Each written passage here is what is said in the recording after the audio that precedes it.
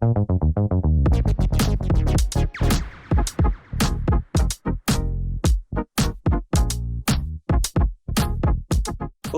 my name is Michael Portas, Superintendent of Schools for the Pequannock Township School District. Welcome to the latest installment of our podcast series.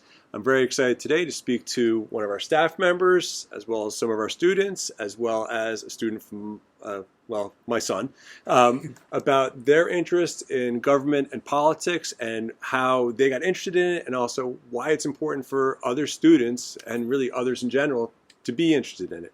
So I'm going to give each of them an opportunity to introduce themselves. We do have 4 different questions that we'll run through. As always, I want the conversation to unfold pretty organically. I know you guys have already met with Andrew. He did a brief presentation with the AP Gov class. And really, it's a chance for us to talk about our experiences, our interests, and hopefully also stimulate some interest in others about the really important topics of government and politics, neither of which is really viewed terribly favorably right now in the mainstream, so maybe we can help to spin that.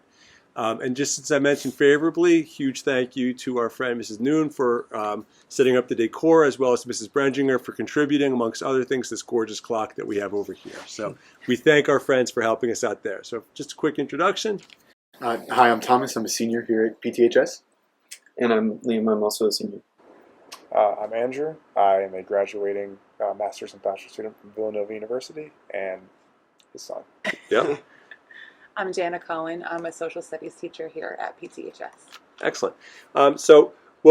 As we speak to, don't feel like you have to go in any order. Certainly don't raise your hands. It should be like a conversation. It's almost like we're out to dinner, absent the food.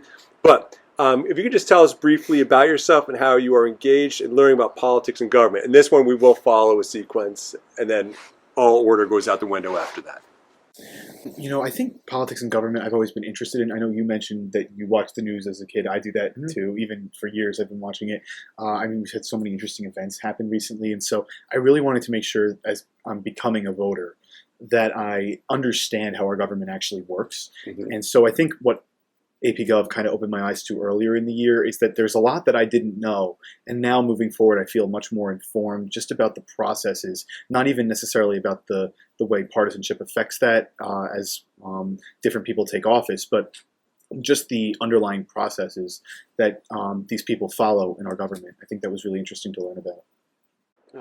Yeah, and I'm going to cut you off, which normally I wait until like the second question to do that. But I like that point too about accepting the responsibility of being an informed voter. Like, it's great that at 18 you get to vote, but there's nothing that says you have to be informed. That's your responsibility. I'm glad that you took that degree of accountability, and I'm glad you were a good sport about me interrupting you, Liam.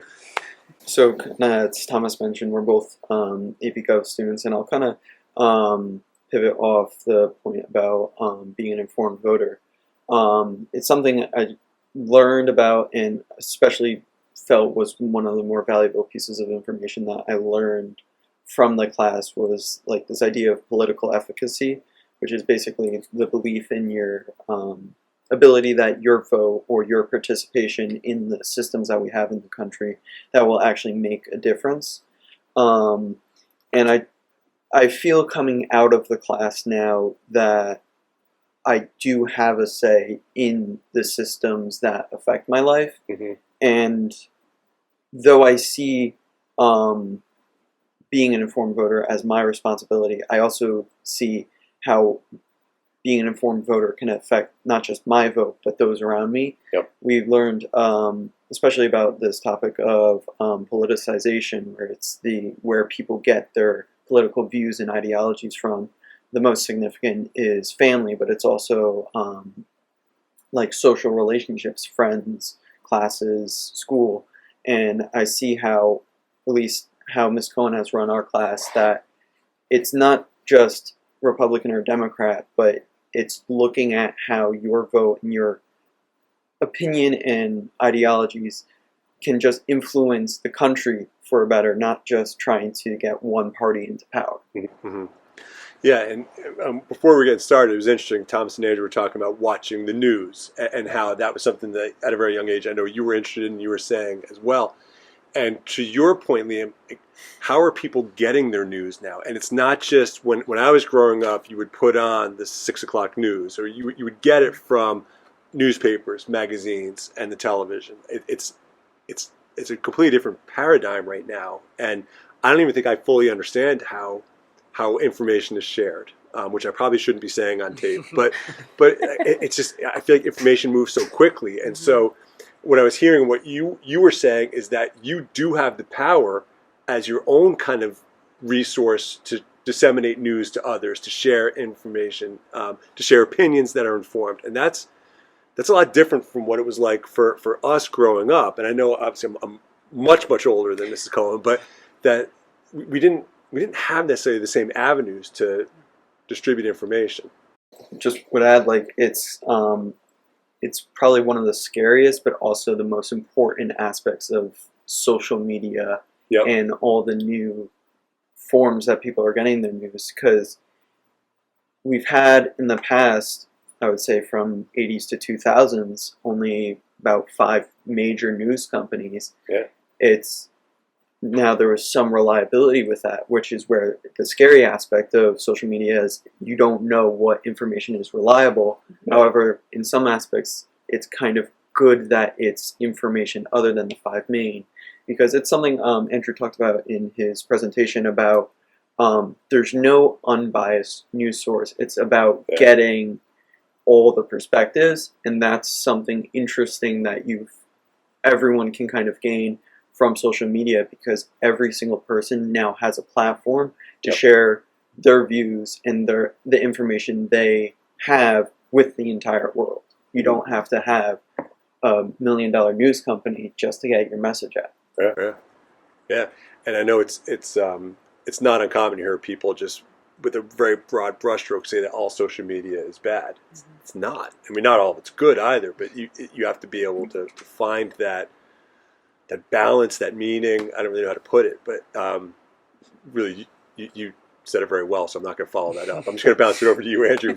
Yeah, I mean, sticking to social media, I really do think social media, in more ways than we might assume, is quite beneficial, especially when you consider, I guess, especially let's say international events, how accessible information is, like primary information.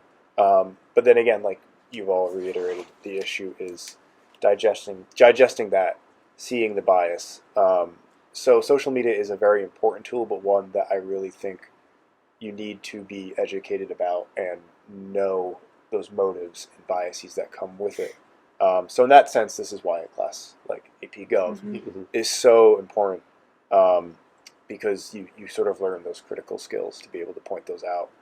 And then even in the same sense, you mentioned how, the traditional news landscape has just, it's so different than it was when you all came up, because, I mean, there's just so, I mean, think, there's Newsmax now. There's all these, online hosted forums, but even the way they present themselves is quite different, because it's infotainment is the word I'd use. A lot of what these shows are infotainment, and it's meant to amass. I like to compare it to sports. I think we've really seen the sportsification of politics, whereas I think drama and these eye-popping stories are really highlighted and covered with financial or political motives in play. But I think that sort of phenomenon is on social traditional media. It's everywhere, but like y'all mentioned, if you develop those skills to see through that and learn how to consume lots of media critically, I think that's the most important way you can really start to distinguish your own informed political worldview. Yeah, and before I say where you, Ms. Cohen, in my teaching career, I was very fortunate to teach an American Studies class. I was part of that for 5 years, and it was a cross-curricular English class and social studies class, and it was only seniors, it was honors level, it was an elective, and really what it was a sustained argument over the course of an entire school year about the American identity, and we looked at it through different lenses. But one of the things we used to share with the kids, and this gets to your point, is that the news should be boring. the news should not have advertising, because like if I'm getting millions and millions of dollars from Chevrolet, but I've got a story about a structural defect in Chevrolets that they haven't acted upon, am I going to report it? Am I going to risk losing my advertising revenue?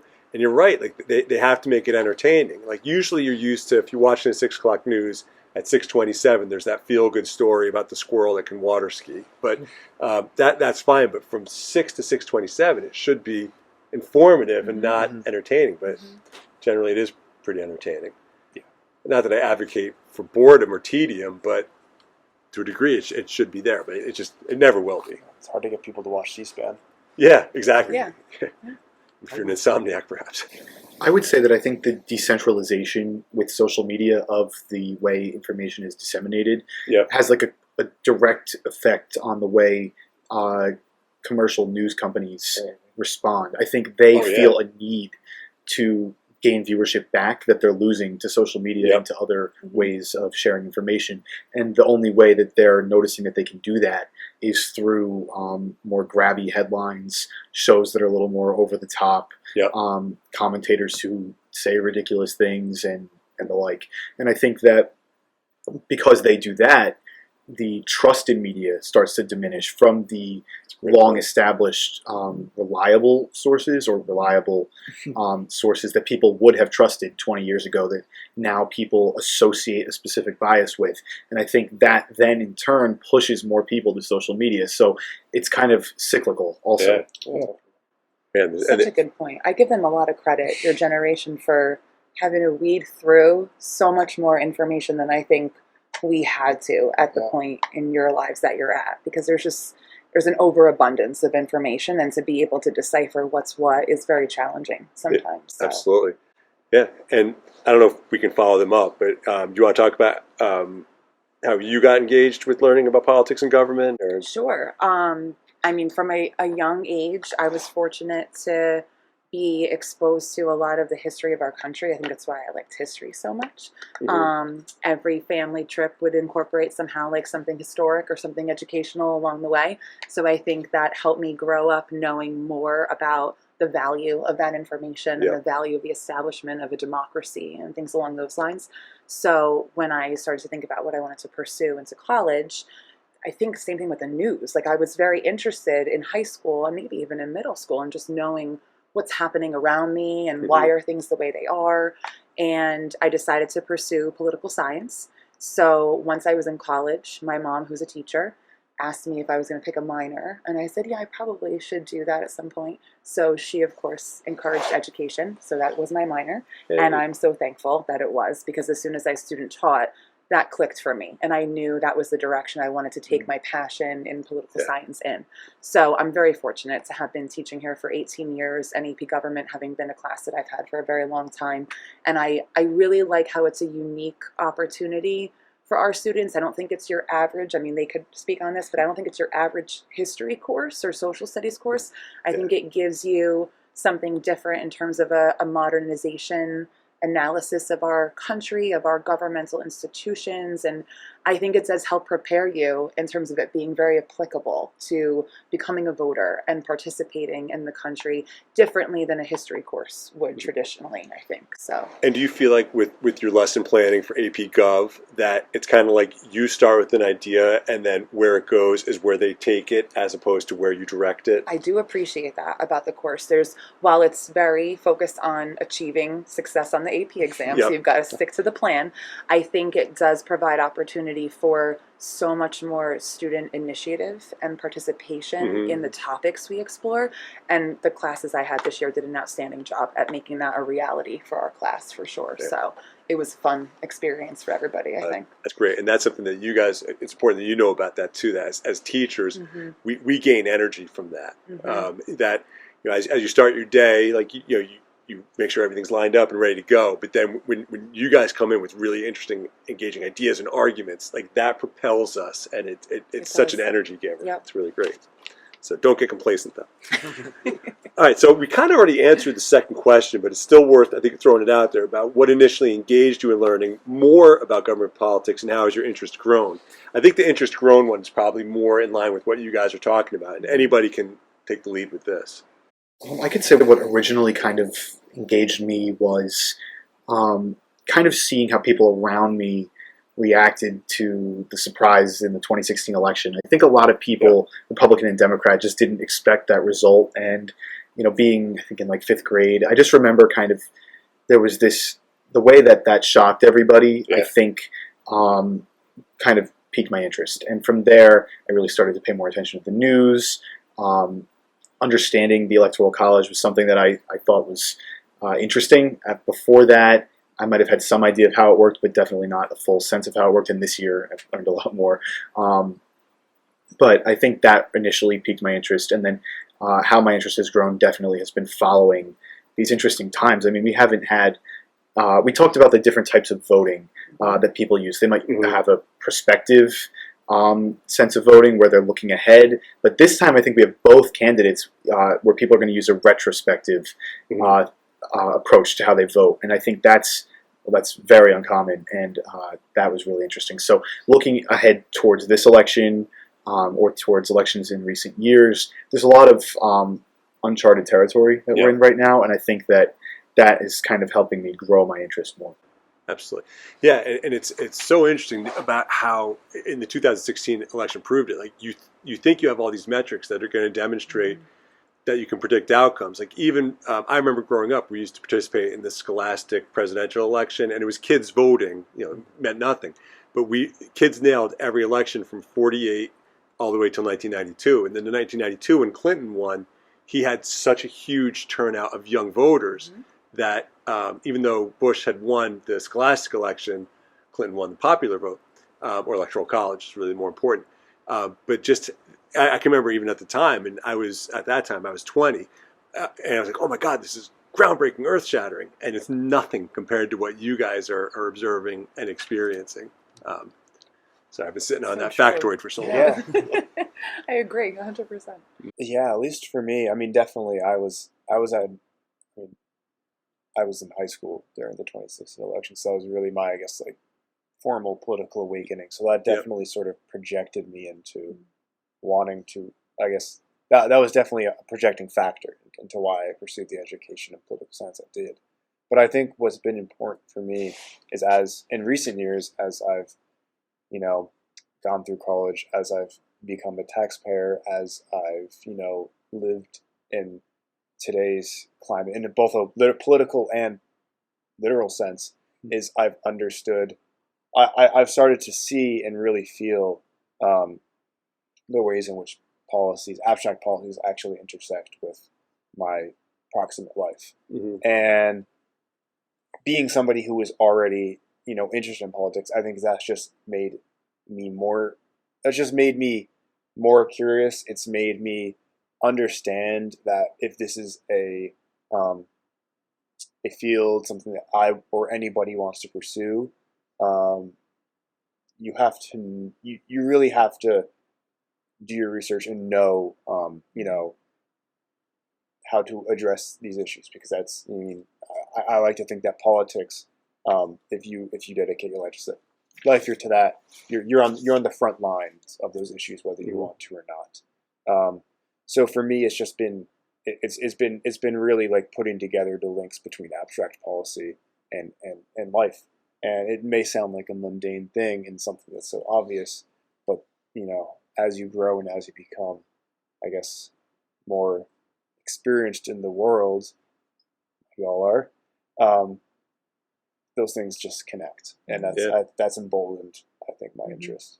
Do you want to add anything to that, Liam? I mean, I'd add kind of a different perspective to what at least got me into politics is, I would say I was kind of the opposite when I was younger. I was kind of very disinterested in the news. Growing up around, family dinners, even though they say like politics and money, don't talk about it, everyone ends up talking about politics. I just couldn't care about it. But then like going into middle school, I started reading a bunch of philosophy, and I found it especially interesting. There's basically two topics that pretty much every philosopher explores. It's like the difference between right and wrong, and then how best to govern a country. And then I kind of enjoy the interaction between the two of everyone has different backgrounds that kind of, first off, develop people's political ideologies, but also moral ideologies, and then how that ties into how people vote, how they view different policy agendas. And that's kind of what hooked me then into watching the news, watching like different events in the world, and how a different perspective on an event can basically yield a completely different opinion on it. When you see like if you take the Russian and Ukrainian conflict, like there's specific views that a lot of Americans have taken on that conflict. And then if you look at past American like battles or invasions that mirror the similar events, it's interesting that if you look at different events from different perspectives, you not just gain just different information, but people come to different conclusions.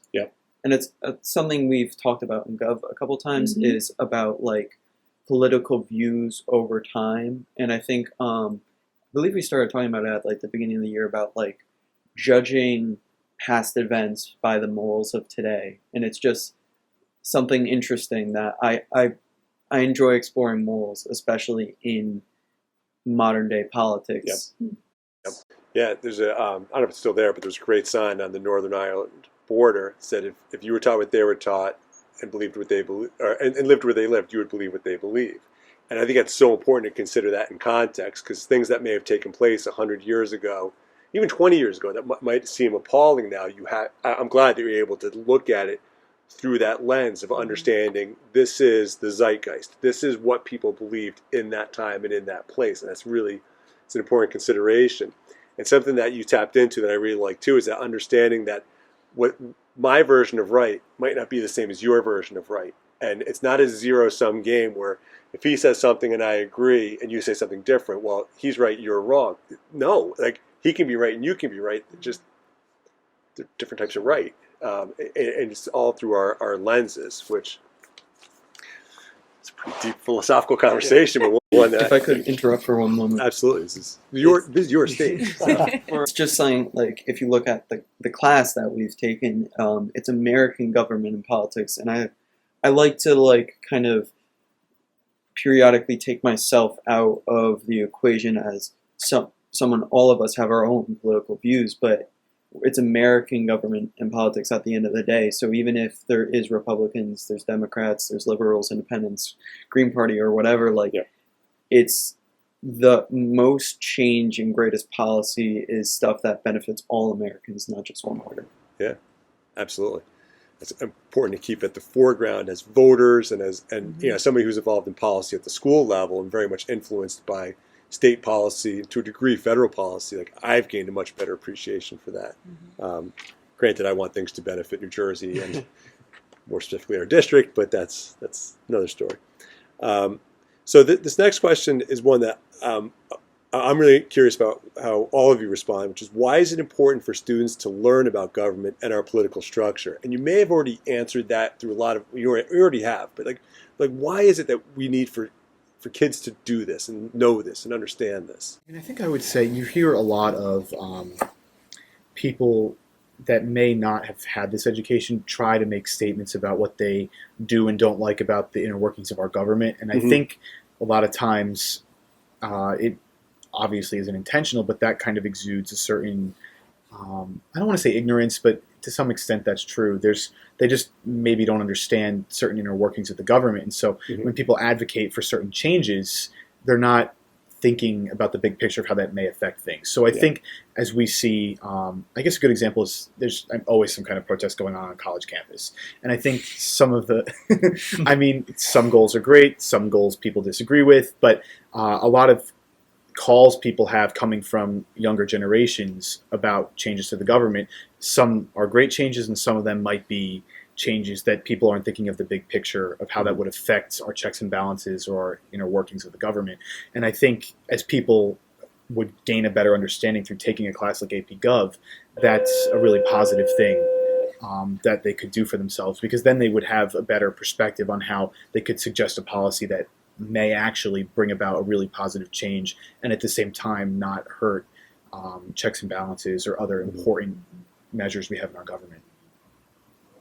And education in government, no matter what degree it is it's important, but it's also interesting because whenever I think about like voting in general, is like in America at least, we only see about like our best voter turnout was like 60% in a presidential election. We have relatively low voter turnout and relatively low actual like education and deep understanding of the workings of government that affect people. And I like to think back to like the beginnings of our country. Is everyone thinks about, oh, the country was started by George Washington, John Adams, James Madison, but really the Revolutionary War was fought by farmers. We were an agrarian society, and there was only a very few amount of people that were highly educated that started the country, but the people that put George Washington in power, it was all farmers and soldiers that fought under him. And it's, if you kind of extrapolate it today, that we have a representative democracy. You only have a couple people that have the lawmaking ability. We have 435 total members of Congress, or just House of Reps. But we have a very few amount of people representing a mass of people in the entire country. And it's, while education is not mandatory, everyone says knowledge is power, but it gives a chance for the people to have a similar role that our founding fathers had at the beginning of country, to actually shape the direction the country goes in. You can quote unquote play the system because the system's in place. There's not much. We haven't experienced an amendment to the Constitution in 50 years or so. We haven't seen change in the system, but we have seen change in how the system is played and how people participate. That only comes about through education. Mm-hmm. Yeah, I agree. And I think one of the interesting things, or one of just the truths of education, especially in the United States, is just how it's impossible for everybody just to have access to this sort of class and education. This is the truth of it. That's, like you mentioned, the system. Yeah. It's just how the system is designed. Yep. However, I really am a believer that people follow behaviors. So I think what I'm trying to say is that people who are educated, having interest is really important. Being a responsible voter, but I think if by leading by example, I really do think you can create sort of healthy democratic mood. Mm-hmm. I really do think that we respond we respond to the perceived masses like really intently. Yeah. So I think that yes, although creating this extensive education network and educating all Americans about politics, I think is in this current system near impossible. I think what you can achieve is sort of a spark of in democratic spirit, mm-hmm. that one may argue is dying right now. Yeah, and I can speak to when I was a little older than you guys. When I got out of college, it was kind of like we were supposed to wear flannel, listen to Pearl Jam, and be cynical about the government. and I think I may have obliged on all three fronts. But like being cynical about the government's really easy. But like the harder thing it is to be informed. And you said the spark, like to be a catalyst for change. Like you talked about how one person can make a difference if you have a voice that gets people to listen. And I've said it that leadership is really just followership. Like you need somebody who can get people to follow in a positive and to me meaningful way. I don't know if you want to take the floor for this as well. Sure. I mean, my hope is that they feel empowered to be able to graduate from high school and know what it is that is happening around them in their own country so that they can participate in a meaningful way. Yep. And I always tell them, I would never tell you what to think. I would never tell you what to believe, but I will tell you to play a part in that and to find that for yourself. Yeah. Because it does matter that we are participants in our country and our government. That's the way it was designed. So I think there's definitely value to studying government along the lines that now that you have that information, you can almost foster in others the value of that and why that's important and pass that along. And I think one of the best things, and I hope it comes from this graduating class as well, is that over the years I'll hear back from a previous student, and I mean that's everything. When they say, I watch the news and I know what's happening, thank you for helping me with that, or I went out and voted and I wanted you to know. And it's just something gets instilled in you where it becomes part of your identity and you choose that, and then you can feel as though you go out and participate in the way in which you feel like could make a difference. So I hope that's really how it can come full circle, in the long run. So, and definitely feel like you can email in the future and let me know. To actually to bounce off of that made me think a great point about, we, especially y'all, I got to take this class, you get to teach this class. We're in a great position and very fortunate position to be able to learn about these things and to be able to go and apply them and, hopefully make some sort of change, quote. But I mean, the reality is that we're here talking about small d democracy, which is so important. Yet half of Americans can care less about that. They care about when their next paycheck is coming. They care about so many more proximate things that small d democracy is in the back of their minds.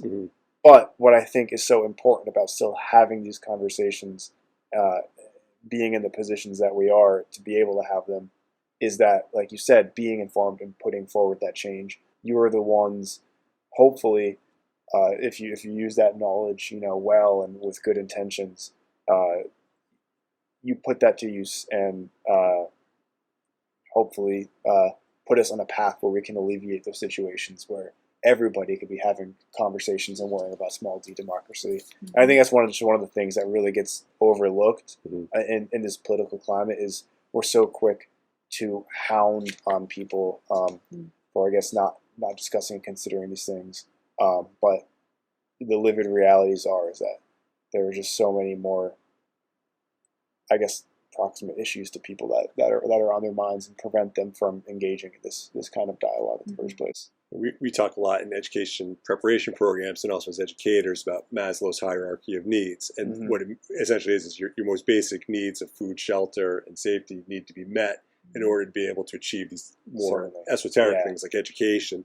And so, so like ideally everybody's basic needs are being met and they're able to engage in these kind of higher minded and very significant. And not to say that all government politic based discussions need to be higher minded. They can be very simple and they should be. But we have a lot of people with a lot of different needs in this vast, wonderful nation of ours. Mostly every conversation is political in some way, whether you realize it or not. Yeah. Everything is political. Yeah. My last question, and take this wherever you guys like, is what is the most important point to share about government with learners of any age or interest level? And I know you guys are going to be speaking with our elementary school students this Friday. So we're filming this on Wednesday the 22nd. So when this is released, you may actually be in the process of speaking to the kids. So you can think about that, or you can think about how you might influence your grandparents. You might think about any point in between. But what do you feel like is the most important point to share? I would say that I think there's this growing sense that what you think doesn't matter. And I want people to know that that's not true. Yeah. You do matter. Your voice does matter. And when you talk to the right people, your voice is heard. Yeah. So yes, there are people who might be closed-minded in government, and sometimes there is gridlock. But you have to find the right people to talk to, and you have to speak with your vote. But you do matter, and your thoughts do matter. And I think that's probably the best takeaway. Mm-hmm. Yeah, if you reach out to a representative, they're going to read your message, and it's going to have some type of impact. Like they're not just like, at least they shouldn't be. And that's, for me, that's hard to process. Living in we have 14 million people in Jersey. Like if I write to one of our senators, they're going to care. Like it kind of blows my mind. So you just helped blow my mind. Well done. It's basically, it was like on the first page of our textbook that we got this year. It says like politics is, as defined, that the person who wrote the textbook is who gets what, when, and how, I believe is the quote. And Thomas kind of briefly touched on this kind of unknowingly. I was listening, the most common word that you kind of used was people. Because ultimately, when it comes down to it, we talked about some people have the opportunity to talk about politics. Ultimately, debate is a luxury for those of us that are fortunate enough to take classes like this. Mm-hmm. It comes down to that politics is not only about creating gun laws, economic laws, foreign policy. It's about creating a way for people to live. Because ultimately, it's about life, liberty, and the pursuit of happiness, or pursuit of property, according to John Locke. But it's about getting people to live their lives without infringing on the lives of others. And it's something that we've kind of explored in our study of Supreme Court cases, is the usual ruling when it comes to at least civil rights and civil liberties is, in America, you have the right to pretty much do whatever you want as long as it does not affect another person's ability to do the same. Yep. And that's where we get our Bill of Rights. That's where we get different restrictions on how people live their lives to protect the majority of people. And understanding that, I kind of touched on it before about the two-party system. We have Republicans, we have Democrats, but ultimately both parties are just made up of people with differing views. Mm-hmm. And I've said this to my friends sometimes if they're having like issues with a friend that's like treated them wrong or something, and it's an innate human characteristic, the in-group and out-group bias to treat someone who you see as different basically worse than you would treat someone who you view as the same. But ultimately, if you're looking at American government and politics, we're all the same. We're all Americans. We just have different perspectives that lead to different conclusions. And ultimately, the biggest thing I think I've learned from AP Gov is the ability to look at politics from a more humanistic perspective. Yeah, and going off what you said, Jack Kemp made a really good point at the end of the 96 vice presidential debates, and they asked him if he perceived Al Gore and Bill Clinton as his enemies. And he's like, they're not my enemies, they're my opponents. He's like, we want the same thing, we just want different ways of getting to it. And ultimately what his message was, we want a stronger America.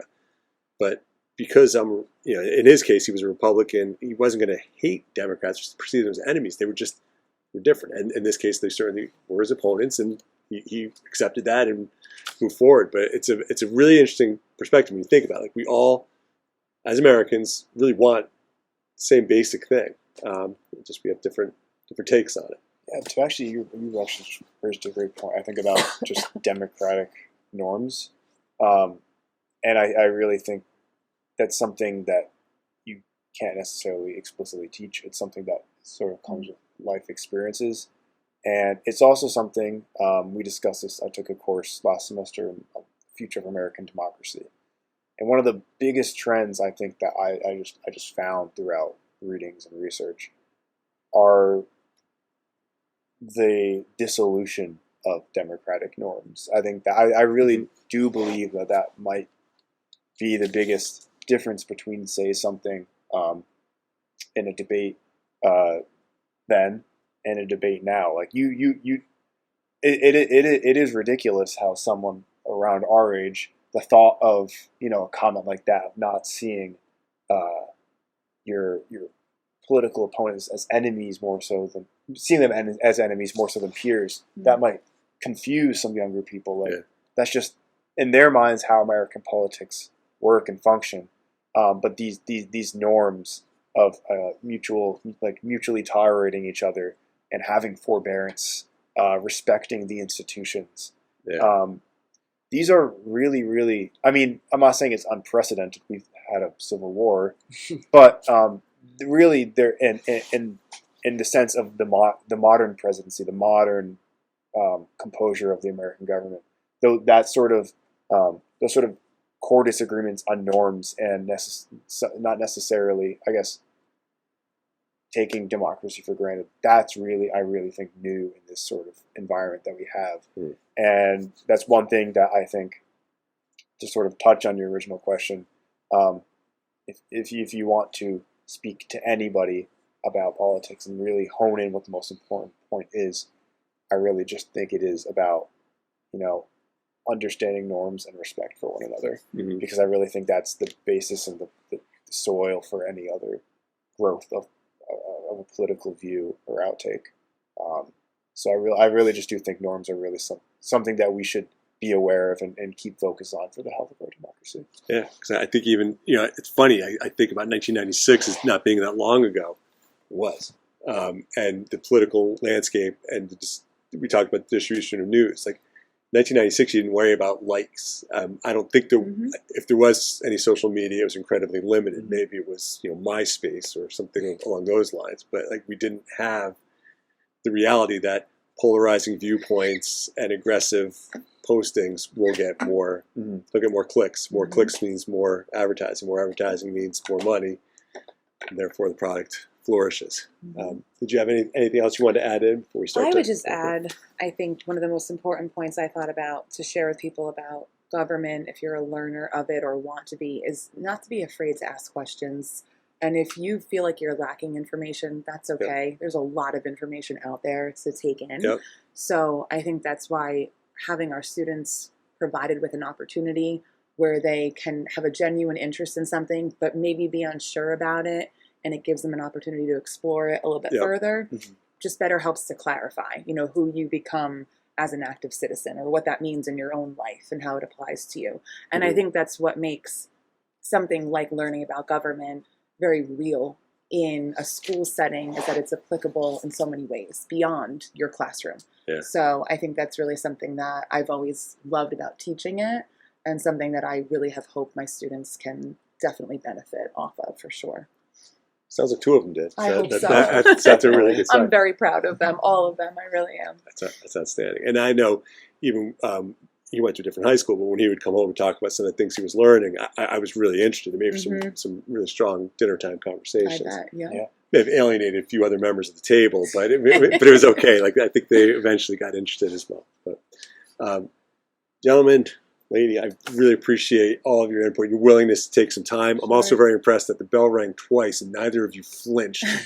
So Locked in. I know that's pretty impressive. But I hope that this has proven to be edifying for our audience. I know government politics they're both hot button topics. I know they're intermingled, but I like that we took an approach that was very much about focusing on the education of the process and understanding it, and nonpartisan, but very richly informational. And I'm very optimistic for our future. So thank you guys for that. Thank you. Thank you. And thank you for tuning in. I hope you found this, as I said, enjoyable. And tune in next time. Thanks again.